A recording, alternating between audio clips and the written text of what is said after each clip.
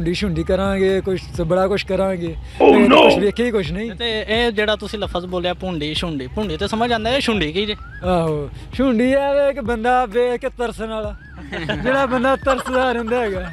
ਤੇ ਇਹ ਕੁੜੀਆਂ ਹਰ ਕਿਉਂ ਸ਼ਰਮਾ ਗਈ ਯਾਰ? ਹਾਂ ਵੀ ਪੁੱਛਿਆ ਮੈਂ, ਕਿਹੜਾ ਕੋਈ ਹੋਰ ਕੋਈ ਚੀਜ਼ ਪੁੱਛ ਲਈ। ਉਸਤਾਦ ਜੀ ਲਿਖਾਬ ਤੇ ਆਈਏ ਵਿਆਹ ਦੇ। ਉਹ ਤੇਰਾ ਭਰਾ। ਤੇ ਸਰ ਆਪਣੇ ਲਈ ਵੀ ਕੁਝ ਸੋਚਿਆ ਜਾਂ ਨਹੀਂ? ਆਪਣੇ ਵਾਸਤੇ ਵਾਲਦਿਆਂ ਦੀ ਬਹੁ ਢੂੰਡ ਲਾਂਗੇ, ਹੋਰ ਕੀ ਕਰ ਸਕਨੇ ਆ। मेरी ख्वाहिश तो है पाकिस्तान का वज़ीर आज़म बन जावां ते जिन्ने भी गरीब लोग ने सारिਆਂ ਨੂੰ ਮਲਦਾਰ ਲੋਕ ਜਿਹੜੇ ਹੈਵੇ ਇਹਨਾਂ ਨੂੰ ਕੋਈ ਮਾਲ ਲੈ ਕੇ ਅੱਛੇ ਤਰੀਕੇ ਦੇ ਨਾਲ ਤੇ ਗਰੀਬਾਂ ਨੂੰ ਤਕਸੀਮ ਕਰਾਂ। 24 ਘੰਟੇ ਮੇਰੇ ਬਾਰੇ ਸੋਚਦੀ ਰਹੀ, ਫੋਨ ਤੇ ਹਰ ਟਾਈਮ ਗੱਲ ਹੁੰਦੀ ਰਹਿੰਦੀ ਹੈ। ਉਹ ਨਿਛਾ ਮਾਰਦੀ ਹੋਣੀ। ਤੇ ਇਹ ਵਿਆਹ ਦਾ ਹਾਬ ਤੁਸੀਂ ਸੋ ਕੇ ਵੇਖਦੇ ਹੋ ਜਾਂ ਸੁਬਾਹ ਮਤਲਬ ਟੁਰਦਿਆਂ ਫਿਰਦੇ?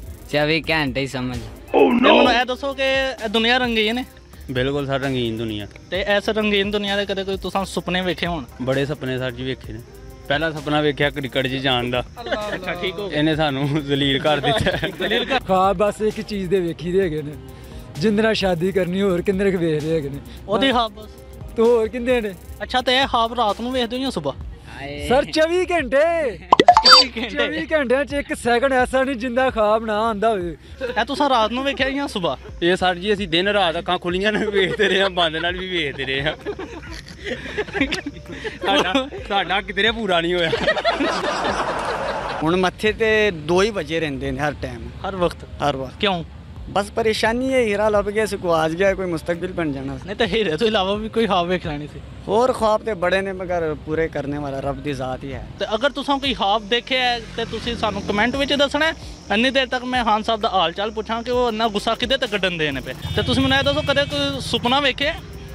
सुपना क्या बीमारी है? ਖਾਨ ਸਾਹਿਬ ਬਿਮਾਰੀ ਨਹੀਂ ਹੈ, ਸੁਪਨਾ ਮਤਲਬ ਖਾਬ ਕੋਈ। ਕਦੇ ਤੁਸੀਂ ਖਾਬ ਵੇਖਿਆ? नहीं नहीं नहीं देखा। ਨਹੀਂ ਵੇਖਿਆ? नहीं ਕਿਉਂ? जानते हैं भी नहीं है। ਤੁਸੀਂ ਇੰਟਰਵਿਊ ਵਗੈਰਾ ਲੈਣ ਆਏ ਹੋਗੇ? ਮੈਂ ਤਾਂ ਤੁਹਾਡੇ ਭਰਾਵਾਂ ਨਾਲ ਸ਼ੁਗਲ ਲਾਣ ਆਇਆ ਜੇ ਇੱਥੇ, ਕਿਉਂਕਿ ਵਿਹਲਾ ਜੋ ਹੋਇਆ ਮੈਂ। ਚਲੋ ਲਾ ਲਓ ਸ਼ੁਗਲ ਤੁਸੀਂ ਵੀ। ਅੱਛਾ ਮੈਨੂੰ ਇਹ ਦੱਸੋ ਕਿ ਹਾਬ ਵੇਖਦੇ ਹੋ? ਬਿਲਕੁਲ ਦੇਖਣੇ। ਕਿਦੋਂ ਵੇਖਦੇ ਹੋ? ਰਾਤ ਨੂੰ ਸਿਰਫ ਰਾਤ ਨੂੰ? ਜੀ ਬਿਲਕੁਲ ਰਾਤ ਨੂੰ ਦੇਖਣੇ। ਦਿਨੇ ਨਹੀਂ ਵੇਖਦੇ? ਨਹੀਂ। ਕੋਈ ਇੱਕ ਹਾਬ? ਮੈਂ ਕਾਲਜ 'ਚ ਸਾਂ, ਕੈਡਟ ਕਾਲਜ। ਉੱਥੇ ਅਸੀਂ 9 ਰੂਮਮੇਟਸ ਹਾਂ। ख्वाब ਮੈਨੂੰ ਇਹੀ ਕਿ ਅਸੀਂ ਇੱਕ ਆਪਰੇਸ਼ਨ 'ਚ ਜਾਂਦੇ ਹਾਂ ਜਿੱਥੇ 3 ਲੜਕੇ ਸ਼ਹੀਦ ਹੁੰਦੇ।